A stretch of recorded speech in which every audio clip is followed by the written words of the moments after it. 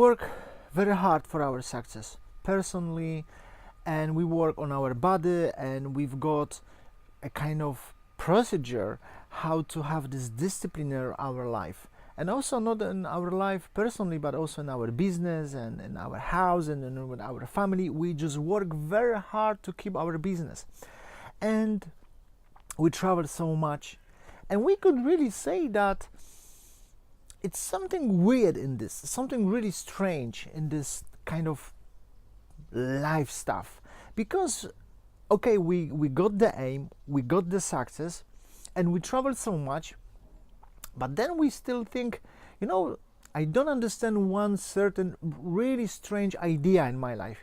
That is, I have been traveling so much, and I have been having this success with my family, which is great, and the financial success and whatever that success means to you. But then, it's like the success, it's like illusion, it's like evaporating, it's not stable. And I don't understand that, because let's say we go for vacation for 6 months, beautiful vacation, wherever you want to go, and after you coming back from this vacation, it was fantastic vacation, every single day was like in heaven, and then in one day we lose everything. Like, we've got these memories, we've got the pictures from that, we remember what was there, but we don't feel this energy anymore. We don't feel this pleasure we had, this, we don't feel this atmosphere that we had there. And the same pertain actually to every single idea in our life. It's exactly the same. So if we're talking about money, if we talk about the success, if we're talking about the fame, if we're talking about the relationship, if we're talking about the real estate, whatever you have, it's the same. We had this pleasure, and we remember that, but it's like it's not with us anymore. So what do we have to do? We have to travel again, and it's fine, and we should do a new aim in our life, and it's also fine. It's not about that. I'm just saying what happened to this energy. I'm just saying what happened to this consciousness, that we should keep it. Where is it? So we chase, I would say, for a new island, for a new vacation, for a new clothes, and that's okay. But I'm saying why we are doing this. Maybe something we should take into the consideration, that what happened to this energy, we should keep it, because we don't know how to keep it. That's what I'm saying. So in order to understand that, I would like to start with that kind of attitude of me, to show you how to understand this idea. It's not so simple, but I will try to do it anyway. So we know now that we are surrounded by atoms, proton, neutron, and electron. We know that, right? We don't see them, we don't feel them, but at least the scientist says, guys, there are atoms everywhere. 99% of 99% are atoms. That's okay. Now, but so what? You could say, so what, Michael? I don't care about that. It doesn't give me food. It doesn't give me money. It doesn't give me any fame. It doesn't give me even pleasure. So what? I don't care about that. That's fine. But at least you know that. And we cannot say no, right? So we don't see this, but we are kind of aware that they are around us. That's okay. But we don't pay attention to this. Now, but 100 years ago or 200 years ago, people don't know about it, right? They didn't know. They have no idea. They said, whatever I can touch, it's real. Whatever I cannot touch, it's not real. Now, scientists are telling us something else. So I just want to start from that. Why I'm saying this? Because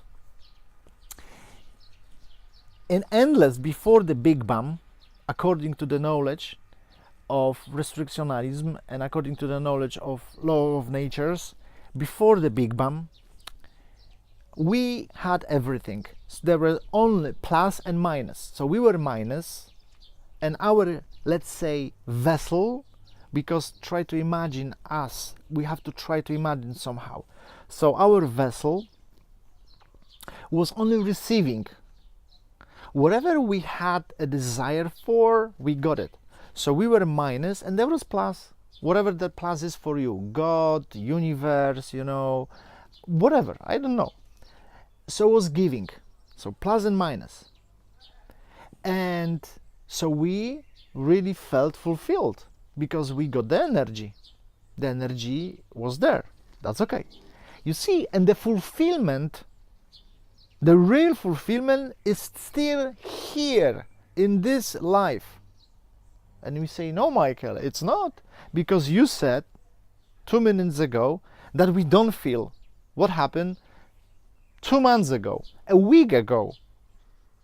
We don't feel what happened 6 months ago, after having this long vacation. We don't feel that. Right, okay. But at least you got the picture now. So, we don't feel, that's what we say. But it hasn't changed anything.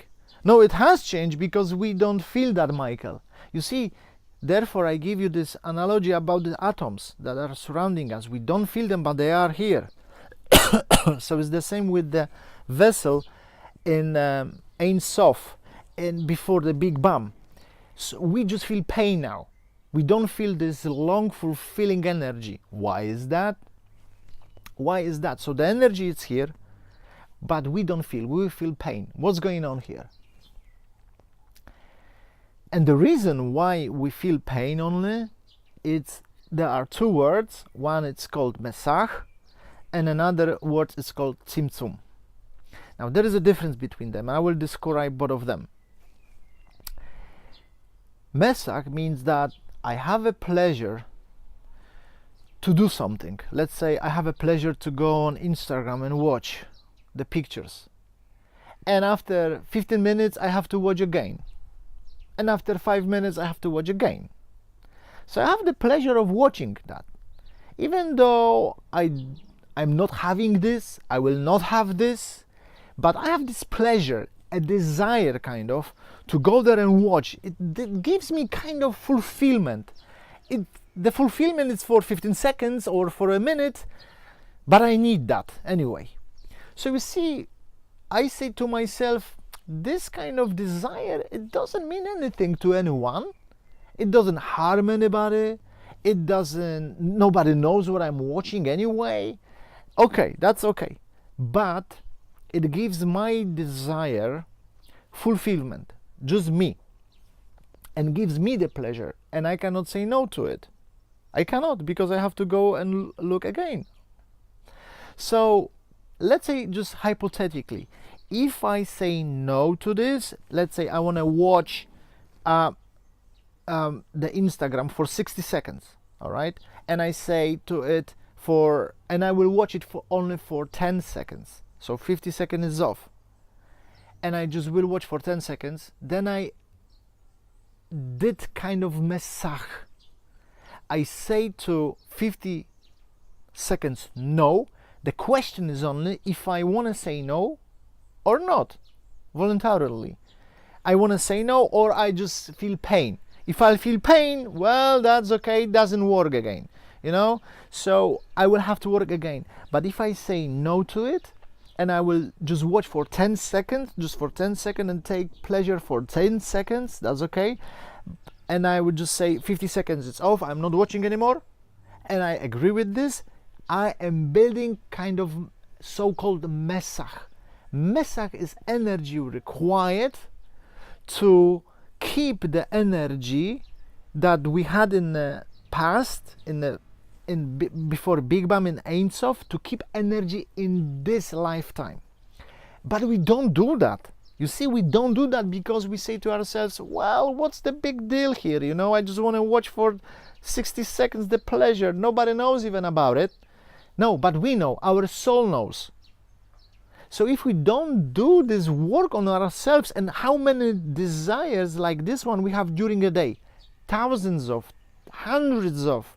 Some of them are really low and some of them are really huge. And if we don't do this reduction of it, and we are not aware of it.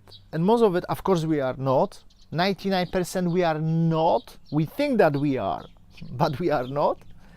Then we cannot build this mesach, and if we don't build mesach, we cannot develop the energy that requires to make the, let's say, the atom, the proton, electron and neutron.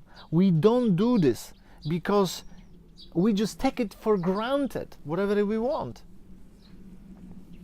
So mesach, it's like reduction, I would say. It's a kind of reduction of the desire for our alone. Now, the other word was tzimtzum. Tzimtzum means no, like 100% no. I want to watch this Instagram and I say no, and I am excited that I don't want to watch. Now, who wants to do that? Who wants to do that? Who will do this anyway? You mean I want to watch, gives me pleasure, and I want to know what is going on there, and my friend sent whatever, the messages, and I want to watch anyway people there, and I'm interested in fashion or whatever that is, and I want to watch that. I want to watch these famous people there, and I should say no, like 100% no. I mean, that's pretty weird and odd.